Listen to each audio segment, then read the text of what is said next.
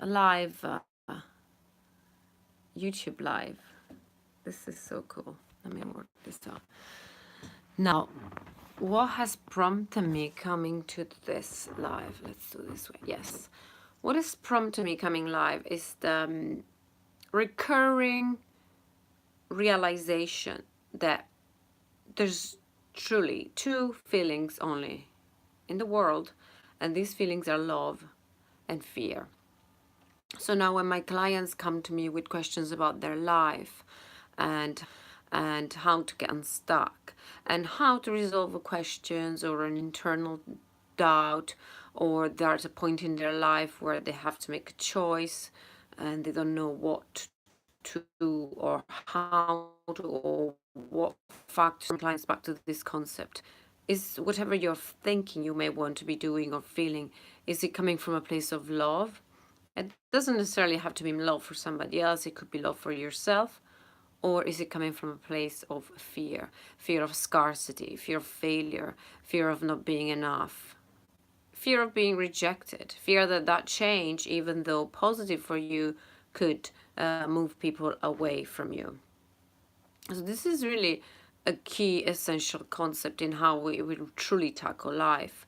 When we are feeling unaligned, troubled, internally uncertain, most times than not is because the predominating feeling is fear.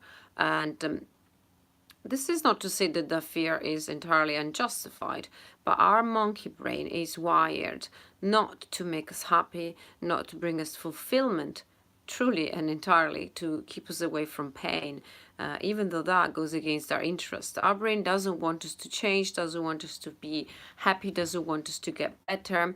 It just wants us to keep stuck in that place. So always helps asking ourselves, am I coming from a place of fear, self-doubt, limiting beliefs, or am I coming from a place of love, and love for opportunities and possibility and certainty, and love for myself, love for others? So always use this.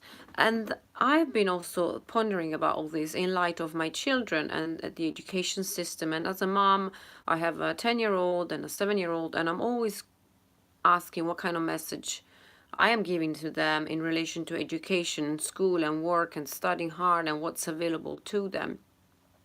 And there are obvious inconsistencies everywhere. I mean, one school is preaching messages of being enough is good enough and praising effort rather than outcome.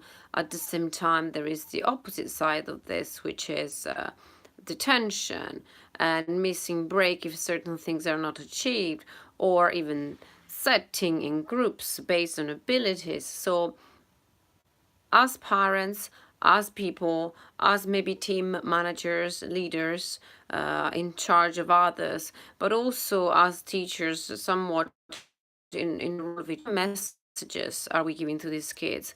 And it is a fact, and it is proven that the outcome you get in life from following and pursuing your interest is nuclear and explosive in comparison to anything that you're pursuing because of fear.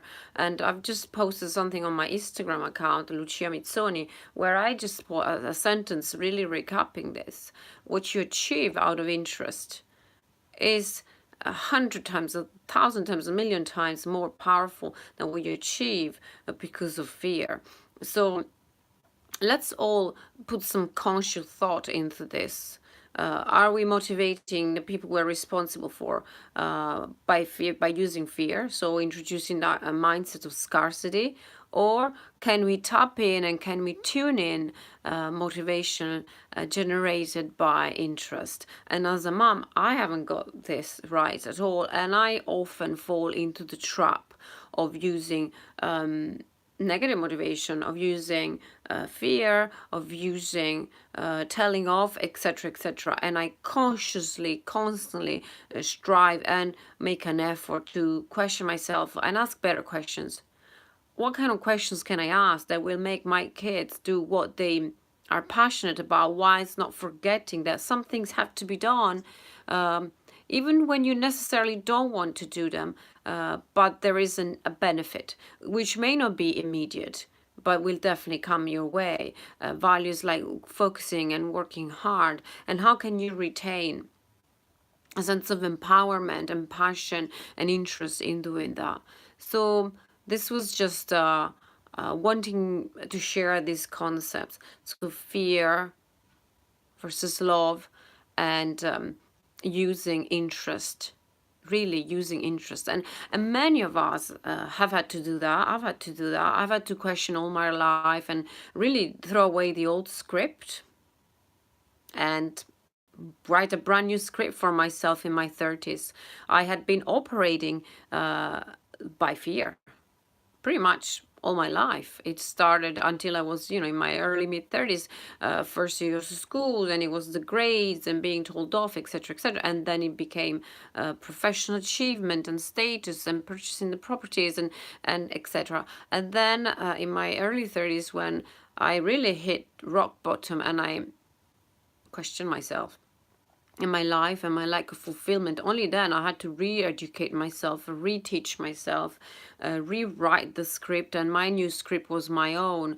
And to do that is the hardest thing you can ever do. Rewriting your script will cause friction, will cause potential breakups with friends or family, will create some sort of separation, because the people around us, they don't necessarily have what is right for us as their top priority. They can't know what's right for us. And when we introduce a novelty and we introduce change and we make an announcement of wanting to change our life, the people closest to us do feel threatened. Not because they don't want the best for us, but because they are thinking themselves, they're led by their ego, and their ego feels threatened because change means potential abandonment. So keep that in mind.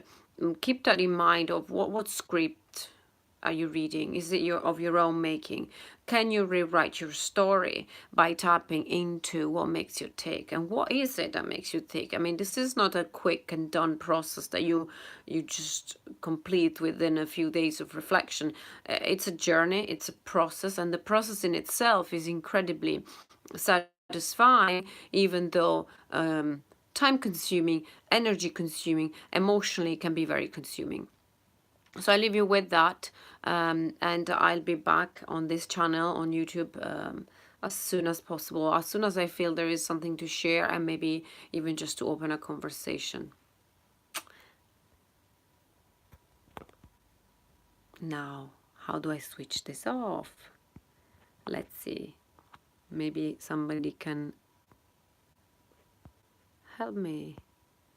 Or I may stay live. Oh, forever. Right here.